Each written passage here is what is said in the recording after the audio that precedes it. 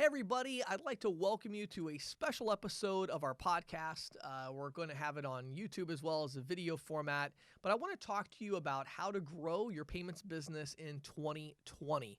So, the reason I'm making this episode, every year for the last, 3 years, I've made my 3 predictions for the next year. And so far, I've got a fairly good track record with it. And so I was getting ready to do that again this year and say, okay, what are my 3 predictions for the merchant services payments industry for 2020? And, the funny thing is, I've got a few things I'll share with you, but really nothing stuck out to me where I thought, you know what, I know exactly what prediction I want to make for this year. And so rather than me create something just that's fluff, which I don't like to do, I thought, maybe a better thing to do would be to talk about the trends that are going to continue and the things that are happening in the payments industry. And I wanted today give you 3 keys to growing your payments business in 2020, 3 things that I believe are really going to positively impact your business. So before we do that, let's start by diving into the 3 trends that I kind of see continuing. Again, these aren't really predictions per se. I guess I'll make a few predictions along the way, but really these are just things I see happening in the industry that are going to continue happening.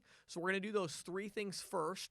Then I'm going to give you 3 keys to growing your payment processing business in 2020. Again, whether you're an ISO, whether you're an individual agent, doesn't matter. These tips are going to be broadly useful for you. So I really think you'll get a lot of value out of this episode of our podcast. And so I'm going to jump in right now and I'm going to give you the 3 kind of trends that I'm seeing and then talk about the 3 keys to growing your business this next year.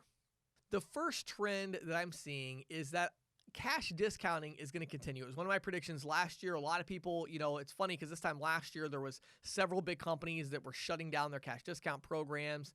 And so there was a lot of doubt in the industry about, oh, it's all over, and it's so funny how many people were saying a year ago, oh, it's all over, There's probably double the merchants today that are using cash discount as there were a year ago. Maybe not quite that steep, but it's a lot. And so, that's going to continue to grow. Now, I do think that Visa will take some kind of action to follow up on their memo in the first quarter. But it's important, I think, for people to understand, and Visa's even said this to different people I've talked to, that, the idea is that Visa is not really an enforcement agency. Visa was never set up to enforce rules at merchant locations. They are set up to respond to complaints. So if a consumer is complaining to their issuing bank about a cash discount program or a surcharge that's not compliant or something like that, that will make it up the chain to Visa, and then they may be able to take some action at that point. But they're not really set up for like large scale enforcement. And the truth is, consumers are generally not complaining very much about cash discount programs or surcharge programs. So there aren't as many complaints that are going up to Visa. And so Visa is not doing like large scale enforcement. That's not really what they're designed, their organization is designed to do. Now, again, I do think in the first quarter, we'll see them take some additional steps this year to try to kind of tighten the constraints a little bit. So I'd be on the lookout for that. And of course, I'll post anything about it that happens on this channel and on our podcast. But I do think there's some things there that are going to happen, some changes that will be made, some things that will happen in the first quarter. But honestly, I really don't see them having a huge impact because I don't see Visa deciding to do like serious enforcement. I think cash discounting is going to continue the way, just like it has continued, until legislation, there's legislation that's going to impact it. And as we all know, legislation is something that takes a long time. It's very, it's a slow process to get laws passed and enforced and things like that. And so I think we're going to see cash discounting around for quite some time. I have no big prediction for 2020 other than it's going to continue. Visa's going to take some stabs at trying to tighten the reins a little bit, but it's just too profitable for ISOs and merchants. There's just no way it's going to stop. I was reading a news article the other day and they were interviewing a business owner, and the business owner had a large restaurant, and they said, aren't you afraid you're going to lose customers? And he's like, I'm saving $3,200 a month by having the non-cash adjustment in my business. And he's like, I'm not going to shut that down. He said, if I might lose a customer here or there that gets upset about it, and that's tough, but I'm not going to lose $3,200 in profit from customers. They have a low margin business. And so I think as you have increased economic pressure from larger competitors, these small business owners, they're not going to give up on it. It's just too profitable for them. It's too profitable for the ISOs that sell it. There's just economic forces that are moving in that way. And so in order for, it's like Visa tried to do their memo and they thought maybe that would kind of scare the industry into action, but it just hasn't. And again, some of the larger acquirers are posturing, and well, we don't support that. Well, okay, but you let all your ISOs do it anyway. So I don't really see huge action taking place there, and I could always be wrong, but I don't think 2020 is going to be the year when either, cash discounting is going to take off like a rocket ship or it's going to, die. I don't think either thing is going to happen. I think it's going to continue. Surcharging is also doing very, very well. I do think we'll see some movement with surcharging as far as different states allowing it, but I don't see it being like this is the year where all 50 states are going to allow surcharging. I actually thought that was going to happen last year. Now I'm not convinced it's going to happen that quickly. I'm seeing these smaller states are moving a lot slower, and I think it's going to be quite some time. So my first prediction, or trend if you want to call it, is, again, it's not an exciting one. It's not a sexy prediction. It's just, look, I think everything's going to continue the way it is with cash discounting and surcharging, which means sell it. It's really, really profitable. Be aware of that trend. It's coming to your market very soon if it hasn't already. The second trend or prediction I would give for 2020, before we get to some practical application here, is that I think Square is going to post some serious profits at some point in 2020. It's a risky prediction because Square seems, hell bent on reducing their profits by overspending on things. But I get why they're doing it. They're trying to grow their marketing and everything, and I understand that. But I think that Square is the most underestimated competitor in our industry right now. And it's funny, like I say that, the entire outside business world that's looking at us is like, Square is going to put you all out of business. But it's like everybody inside the industry is like, oh, Square, they're irrelevant. They deal with small little merchants. That, it's like, wow, why are we not understanding this? So I think 2020 will be the year where Square is going to have at least one quarter where they're going to post some really serious profits, and they're going to basically pull the curtain back on their financials to not that they're hiding anything, but kind of pull the curtain back to our industry of, hey, look how much money we can make if we want to. Right now, the only reason they're not making money hand over fist is because they're spending so much money to acquire new accounts. I mean, like an insane amount of money, hundreds of millions of dollars.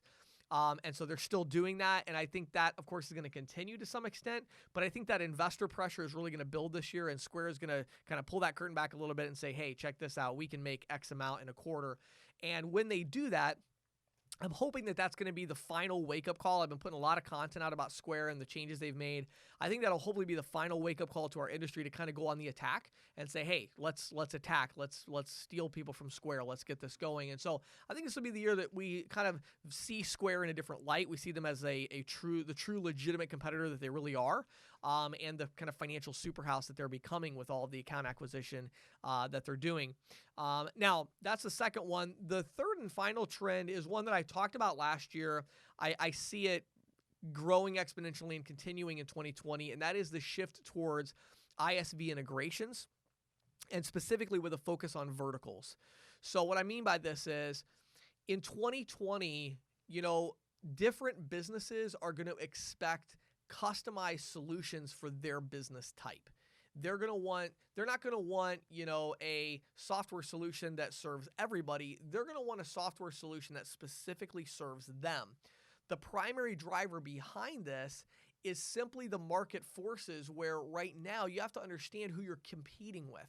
There are so many fintech companies right now. It's like the only thing venture capitalists want to invest in right now is fintech. And so the idea is these financial technology companies like ISVs that are coming out and saying, hey, we are the software that's going to solve all the problems for hair salons.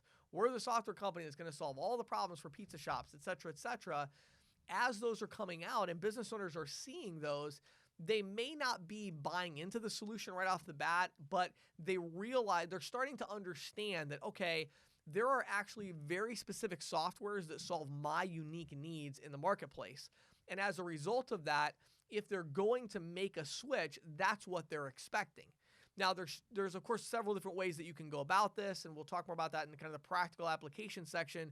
But I do see that as kind of a major trend that's moving forward, is this idea of ISV integration And again, with that specific vertical focus, you got to focus on a specific vertical. We're going to go after them with a specific solution. We need marketing materials for them. And so kind of segmenting the market. And this is something that our industry has just done an absolutely terrible job with. I'm always amazed. I'll go to companies that are huge companies that have employee teams of, sales teams of employees and marketing teams and all of this. And it's like, what's your solution for hair salon? Well, we offer Clover.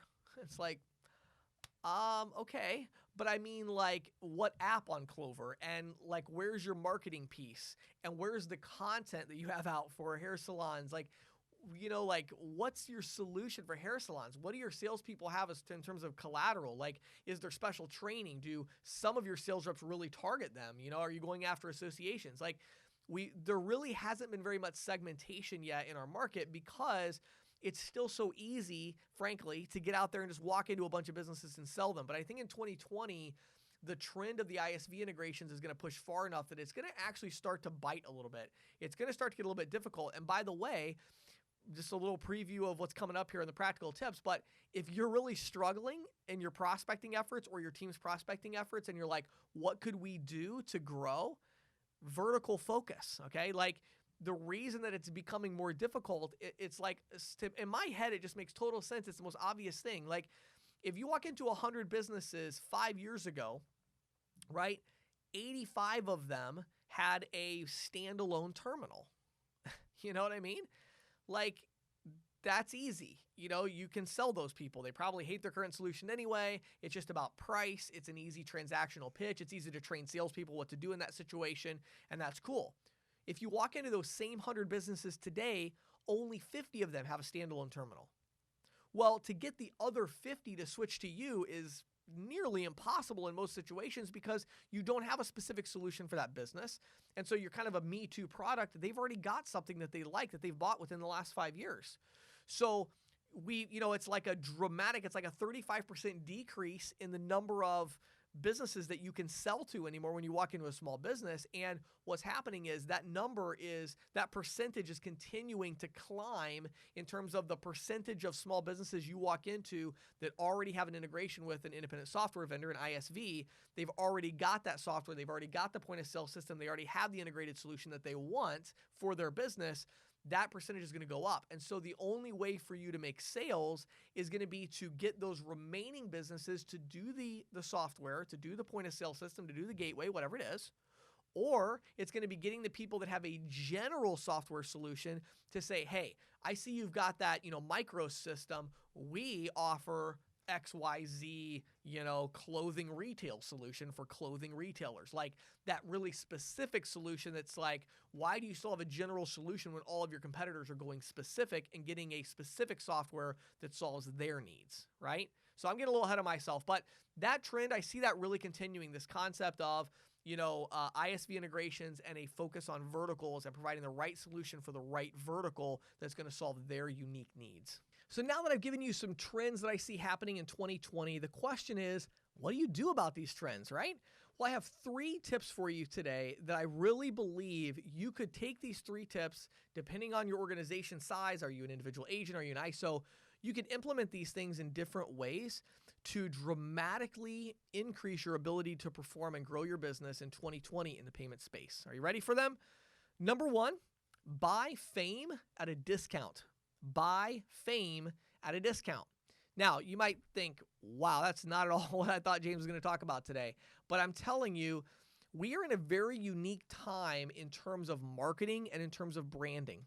So you have a couple of options here. If you have a brand, you're a company, do you not realize that 3 or 4 years from now, it is going to be drastically more expensive for you to make your brand famous, for you to get your name out there? Because several things are going to happen over the next 4 years. What's going to happen is that the cost of online advertising is going to go up, meaning Facebook ads are going to get more expensive. Instagram ads are going to get more expensive. These platforms right now are really very inexpensive platforms for you to go after if you're willing to produce some decent content to get it out there, right? The other thing that's going to happen is more and more people it's not like less people are using online marketing or less people are creating content. more people are creating content, more people are doing online marketing. And so it's getting more and more crowded and harder to stand out. Another reason to focus on verticals, which we'll talk about in a minute. But the idea here is this is the year 2020. I really think 2020 might be your last chance to really buy fame at a steep discount. Fame is just amazing. It's so incredible. And it's interesting because I really have a firsthand experience with this because, I'm just a normal guy. I'm not somebody that's really, I'm like a, movie star or something. It's not like that at all. But what's happened is in our industry, I'm famous. When I go places and meet with, processing companies, I go and meet with agents, everybody knows who I am. Everybody knows my name. They've all seen my videos. They know me. And so you're like, wow, that's amazing. I have that kind of fame in the industry that I'm able to leverage to make a lot of money. But, I'll tell you a little secret. My fame was actually really, really cheap. It didn't cost me very much money. I spend, maybe $1,000 a month on Facebook ads. I don't spend like that much. It's not that expensive. Why isn't it that expensive? Because I'm going after a very specific niche. I'm looking for people that are involved in selling credit card processing. There's not that many of them. There's like 100,000 of you out there. So all I have to do is reach all 100,000 of you. It's not that tough. And so for me, leveraging that has been very inexpensive. And the thing that's interesting though is it's getting a little bit harder and it's getting a lot more expensive every year. 3-4 years ago, it was super easy for me. I wasn't even paying for advertising. Like just the fact that I was putting out content about how to sell credit card processing, I was like the only one. And so it was really easy. It was really, really cheap. Today, there are a few others out there putting some content out. Not that many, but it's happening, right? And Facebook ads are more expensive now. Instagram ads are more expensive now. So where I used to spend nothing or maybe $100 a month, now I maybe spend $1,000, But what I realize is that 3 to 5 years from now, if I don't have my audience in place with YouTube, with LinkedIn, with Facebook, with Instagram, then it's going to be very expensive for me. And it's going to be the same thing for you. 2020 might be your last chance to leverage these platforms in a cost-effective way to get a huge lead. Because if you don't, chances are somebody else might do that. So the question is, who are you trying to target, right? You're trying to target small business owners. Hopefully you're trying to target maybe specific verticals as well. So the question is, how can you either create a unique position for your brand, or how can you become a thought leader as an individual person, as a personal brand, to go after that particular market segment? And you've got to be creative about it. And so you start with the content strategy. You don't start with the marketing, you start with the content. So the idea is, how could your brand or you as an individual add value to your target market? What do nail salon owners want to hear about if you're going to go after them? What do small business owners in Atlanta, Georgia, what kind of a podcast would they like to listen to? What type of videos would they be searching for? You've got to think outside the box. It doesn't have to be payment processing specific. You just have to find out what is the niche where you can establish your brand, personal or otherwise, or become a thought leader. How can you establish yourself? How can you buy that fame so that people know who you are, they follow you, they give you their email address, they connect with you on LinkedIn, they subscribe to you on YouTube, they follow you on Instagram, all of these different platforms that currently exist right now that are a huge opportunity. How are you going to establish yourself? Because make no mistake about it, somebody will establish themselves as either the brand or the thought leader or both for your exact market that you're going after. Okay? The question is, will it be you? 2020, in my opinion, might be one of the last chances that you have to make it you. So many of you are going to have to really come out of your shell in 2020. You're going to have to say, you know what, James? I've been scared to get on camera. I've been scared to write articles. I've been scared to do an audio podcast. I didn't want to invest the money in the equipment. I don't want to have to learn all these new things. You know what? That's tough. You're in a business. You're going to have to learn some new things. You're going to have to come outside of your comfort zone. You know something? I'll tell you another secret about me. I am not at all, you can ask my wife, Christina, I am not at all the guy who wants to be out in front of everybody. Did you know that last year I went to the WSAA in Chicago because I was invited to be a part of a entrepreneur's breakfast there? That is the first industry event that I've ever gone to, and I've been in this industry for 10 years. I've never gone to any other industry event ever. And I'm like Mr. Personal Brand on selling merchant services. You know why? Because I am not a outgoing person that just loves to talk to new people and meet strangers. That's not me. But guess what? Here you are watching my video. You know why? Because I realized a long time ago, if I want to be successful in this environment, I'm going to have to do some things that are a little bit outside of my comfort zone. Me being in front of a camera and talking to people all the time, going and doing consulting trips, doing all the stuff that I do and, training agents and all that. It's not like that's like my, right in my wheelhouse of my comfort zone. It just happens to be the thing that I'm best at. I'm really good at doing it. And so I had to figure out what I was good at and say, you know what, if I want to be successful, I'm going to have to do the things that I'm good at, even if it makes me a little bit uncomfortable. Some of you are a great writer. You could make amazing articles and you could promote those articles through Facebook ads or Instagram posts. You could take quotes and put them on Twitter and then do those, do the same posts as images on Instagram. Like you could do some really cool stuff with your writing ability. Some of you have a voice for radio. Like you really could do well talking. You don't want to be on camera. You're not good at being on camera, but you could talk. Okay, start a podcast, right? Some of you would be dynamite on camera and you're even creative enough to find really cool ways. You could make way better videos than me. You know how many times my staff has told me, James, can we get a shot of you walking into businesses? Can we get you out to like walk down the street? Like, do you always have to be in your studio? And it's like, I barely can do this. Like, I'm really comfortable here. I've gotten comfortable in my studio. Taking a video of me walking down the street, I don't know if I'm ready for that yet. Seriously. Like, some of you are really creative. You think there's like, wow, James makes all these videos. Many of you could do way better than I do with this stuff. Really, you could. Go after merchants with it, right? Go make some creative content and do your best with that. This is not my thing. This is not my ideal situation is being in my office with the door closed, reading a book or programming a computer program.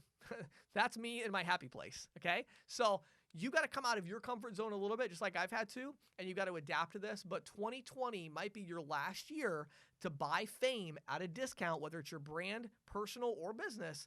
This might be your last chance, so you better take advantage of it while you can.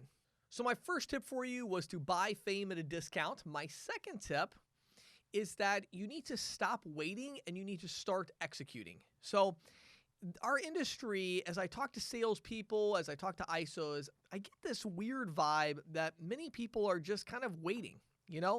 What's going to happen next? What's going to happen with cryptocurrency? What's going to happen with cash discounting? Is it going to go away? Is it going to stay here? What's going to happen with surcharging? Is it going to be in all 50 states? What's going to happen with point of sale systems? Is Clover going to win? And really, all of that stuff is good once a year to kind of reflect on and say, okay, what's going to happen? What are the industry trends? That's why I do this every year. But, then once you get done kind of reflecting, make your decision and then go. Stop waiting and start executing because we don't know how long we have. We really don't. There's so many industries you could look at. Look at the brokerage industry as far as mortgages go. Do you know how many people just like you had a mortgage brokerage or they were an individual mortgage broker and they were making hundreds of thousands of dollars a year? And that was all happening, 10 years ago, 12 years ago before the crash. Do you know how many of those people today would love to go back and work a little bit harder and push a little bit harder to make a little bit more money when they could? Now the industry's all regulated and, many of them are out of a job. Many of them had to find a new industry. Many of them have come to our industry, right? You have to understand that there's a sense of urgency here because no matter how good you have it, no matter how big your residuals are, you need to understand that none of that stuff is absolutely secure. None of that stuff is like, oh, great, well, that's just going to be around forever. I'm all set. I've got my residual income. I'm good. I don't need to work anymore. Well, you might want to rethink that, okay? Because again, how many of those mortgage brokers, would love to go back 12 years ago and say, you know what, when I was taking those, 8 vacations a year, maybe it would have been better for me to actually get some work done and to make a little bit of extra money because who knew that my industry was going to crash and burn through regulation. It's not like our industry is immune to that. It's not like, 3-4 years from now, maybe the cash discounting and surcharging bubbles up and maybe that's the death of us all. Maybe it's like, hey, now all of a sudden that gets the attention of Congress and they decide to regulate the industry and say, we've had enough of this, wild, wild west. Let's just regulate the whole industry and say, this is what you can charge. This is what it is. You can't charge more than that. We're going to regulate interchange. We're going to do all these things. And next thing you know, we have an industry where a lot of the models that exist today where we're able to make a lot of money, a lot of the models that exist that allow ISOs and acquirers to pay out a lot of money, those models just are obsolete. They don't exist anymore. So, I'm not trying to be doomsday here at all. I'm just trying to say that things change, industries come and go. And good programs in industries come and go. Right now, our industry is really strong. It's exciting. Again, I think 2020 could potentially be a great year. I think 2020 has the potential to be our best year as an industry in terms of profitability and many other metrics. And so it's a big year. It's an exciting time, but don't get comfortable. Don't say, I'm just going to wait and see what happens next. No, 2020 is your chance. You better get going. You better make something happen in 2020, because if you don't, who knows what's going to happen after that, right? Maybe you've got 3 years, maybe you've got 4, maybe you've got 10. I don't know how many years. Maybe you have 2. We don't know. We don't know what's going to happen next. We don't know what the next economic crash is going to happen, what it's going to look like. We don't know what that's going to do to regulation. There's so many unknowns. I would really encourage you, this business right now, this is an amazing opportunity, and I would really encourage you to stop waiting and start executing. Make your plan for 2020 and then make it happen, because this is really the year that we have good trends. We have good momentum. We have good things happening. I don't have any big predictions of the whole world's going to change about our industry this year. I mean, I could always be wrong, right? But I don't think that's going to happen in 2020. I think 2020 is hey, everybody, we've got another year. It's yes, we have another year potentially where we can go out there and make money, where we can build residual portfolios, where we can build that value. This is the year. We have another year we can recruit agents and train them and just pour our heart and soul into these people and try to help them to be successful. We have another year in this industry to do what we do best. Let's go do it. Right? Let's not wait. Let's go do it. This is our year, 2020. We can make it happen. So my second tip for you is very simple, and that is stop waiting and start executing. What are you waiting for? 2020 is coming. It's the year where we can make things happen in the industry. Let's do it. My final tip for you is to get serious about sales training. Get serious about sales training. Now, admittedly, this last one's a little bit self-serving for me, but I'm not really going to focus in that direction. What I want to talk to you about is our industry and the seemingly complete lack of sales training in this industry. It really is kind of shocking, to be honest with you. And I'm not just talking about my training. What I'm talking about is just in general sales training. So if you are an individual sales agent, you should make it a goal to read one sales book a month, every month in 2020.